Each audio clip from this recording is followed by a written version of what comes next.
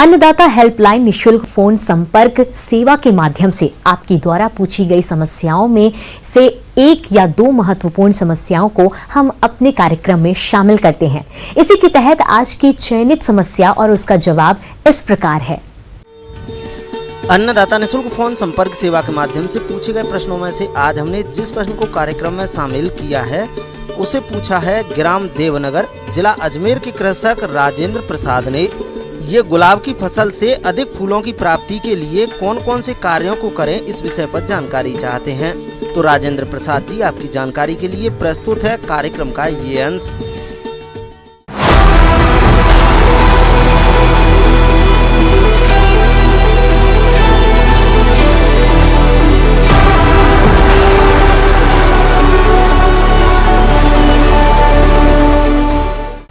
आज मैं आपको जानकारी देना चाहूँगी गुलाब के पौधों की, जिनकी संरक्षक खेती की जाती है यानी पॉली हाउस में खेती की जाती है, और इस वक्त क्या क्या प्रक्रिया की जाती है गुलाब की पैदावार को बढ़ाने के लिए, उसके बारे में आपको मैं जानकारी देना चाहूँगी।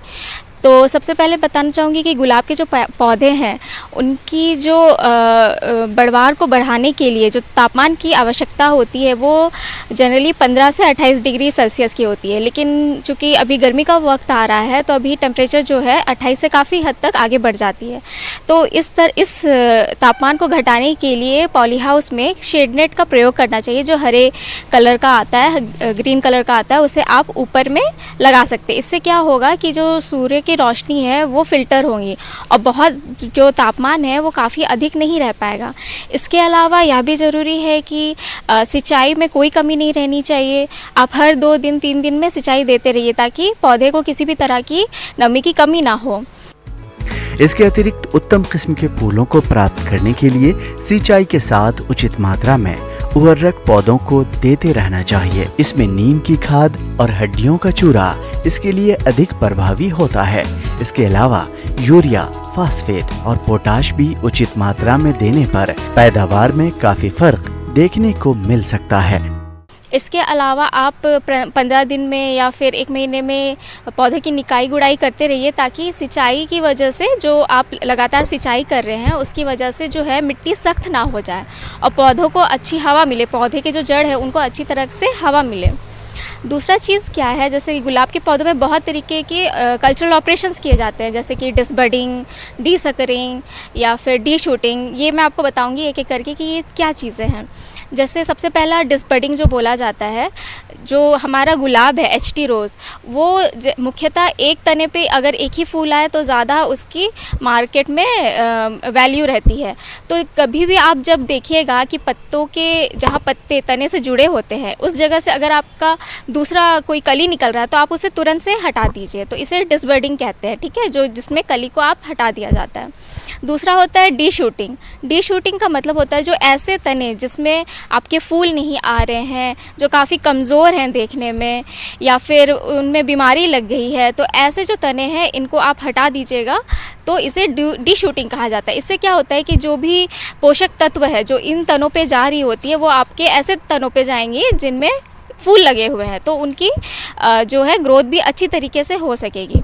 तो इस वजह से कभी भी आप प्रूनिंग करते हैं, छटाई करते हैं, तो आप बेशक बेविस्टिन का पेस्ट या बॉर्डियक्स पेस्ट ज़रूर से लगाइएगा या बेविस्टिन का स्प्रे ज़रूर से करिएगा।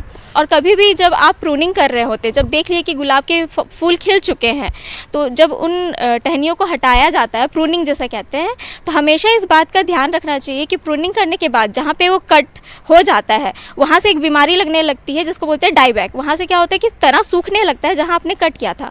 तो इस बीमारी को रोकने के लिए क्या करना होता है, बेविस्टिन का पेस्ट बना के आप लगा सकते हैं या फिर बेविस्टिन रसायन का आप छिड़काव कर सकते हैं जो कि 1 ग्राम प्रति लीटर के हिसाब से होता है। इसके अलावा एक बीमारी आती है ब्लैक स्पॉट। ब्लैक स्पॉट में क्या होता है कि काले रंग के धब्बे बने रहते हैं पौधे के पत्तियों में। काले धब्बों के किनारे किनारे एक पीला कलर का बाउंड्री रहता है। तो जब इस तरह की आप चिन्ह देखेंगे पौधे में तो समझ जाना चाहिए कि आपका ब्लैक स्पॉट बीमारी लग गई है गुलाब में। इसको कंट्रोल करने के लिए आप मैनकोजेब हो गया या कार्बनडाजिम हो गया, इस तरह के रसायन का 1 ग्राम प्रति लीटर पानी में घोल मिला के छिड़काव कर सकते हैं। ठीक है। और मुख्यतः तो यही दो बीमारी होती है, बीमारी या फिर प्रॉब्लम कह सकते हैं गुलाब के ये में खेती में। इसके अलावा बाकी सारी चीज़ें आप नॉर्मली ही कर सकते हैं। इसके अलावा गुलाब की फसल में भभूतिया रोग का भी प्रकोप होता है। इस रोग के कारण पौधे की पत्तियों, टहनियों और फूलों पर भूरे रंग का पाउडर दिखाई देता है।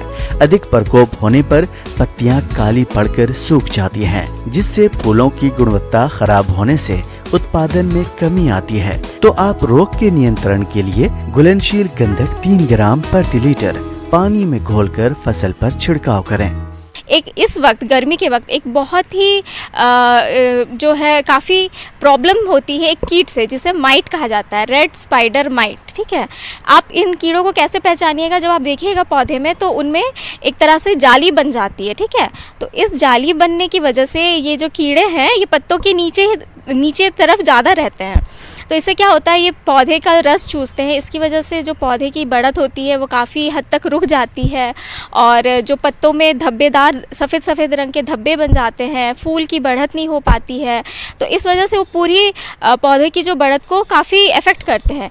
तो ये इस तरह के जब कीड़े को आप देखिएगा, पहचानिएगा पौधे में, तो इनका निवारण करने के लिए आप एक डाइकोफॉल नाम का एक आता है रसायन, उसका आप एप्लीकेशन कर सकते हैं 2 ml प्रति लीटर से। तो अभी आपको मैंने जितनी भी बातें बताई, इन सभी बातों का अगर आप किसान भाई बहुत अच्छी तरीके से पालन करते हैं तो इससे गुलाब की पैदावार काफ़ी अच्छी हो जाएगी, काफ़ी अधिक बढ़ जाएगी, और आपको इससे मुनाफा भी काफ़ी होगा।